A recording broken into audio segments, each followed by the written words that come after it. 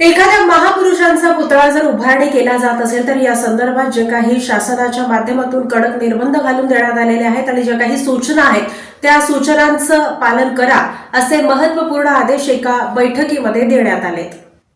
जिल्ह्यातील शहरी तसेच ग्रामीण भागात महापुरुषांचे पुतळे उभारताना राज्य शासनाने निर्धारित केलेल्या सर्व मार्गदर्शक तत्वांचे काटेकोरपणे पालन करावे असे आवाहन जिल्हाधिकारी कीर्ती किरण पुजार यांनी केले। अनेक ठिकाणी युवक अतिउत्साहातून परवानगी न घेता किंवा अयोग्य ठिकाणी पुतळे उभारण्याचा प्रयत्न करतात। ही बाब चुकीची असून अशा प्रकारांना आळा घालण्यासाठी योग्य प्रक्रिया पाळणे आवश्यक असल्याचे त्यांनी स्पष्ट केले। जिल्हाधिकारी कार्यालयातील सभागृहात 9 मार्च रोजी महापुरुषांच्या पुतळ्यांच्या उभारणीबाबत आयोजित करण्यात आलेल्या बैठकीत ते बोलत होते। या बैठकीत जिल्ह्यातील विविध विभागांच्या अधिकाऱ्यांची उपस्थिती होती आणि पुतळे उभारण्याच्या प्रक्रियेबाबत सविस्तर चर्चा करण्यात आली।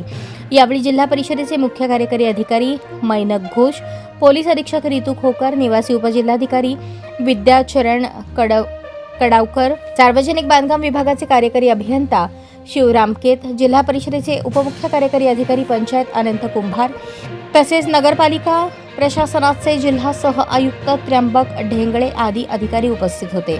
जिल्हाधिकारी कीर्ती किरण पुजार यांनी सांगितले की जिल्ह्यात महापुरुषांचे पुतळे उभारण्यासाठी परिपूर्ण प्रस्ताव एक खिडकी योजनेच्या माध्यमातून सादर करणे आवश्यक आहे। शासनाकडून निधी मिळण्यासाठी पुतळा उभारण्यास अधिकृत परवानगी असणे आवश्यक आहे। परवानगी न घेता अथवा चुकीच्या पद्धतीने उभारलेले पुतळे भविष्यात अडचणी निर्माण करू शकतात।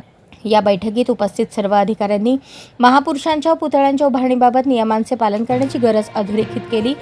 जिल्ह्यातील विविध ठिकाणी पुतळे उभारताना कायदेशीर प्रक्रिया आणि शासनाच्या मार्गदर्शक तत्वांचे पालन केल्यास भविष्यात कोणत्याही प्रकारच्या अडचणी टाळता येतील असेही यावेळी नमूद करण्यात आले।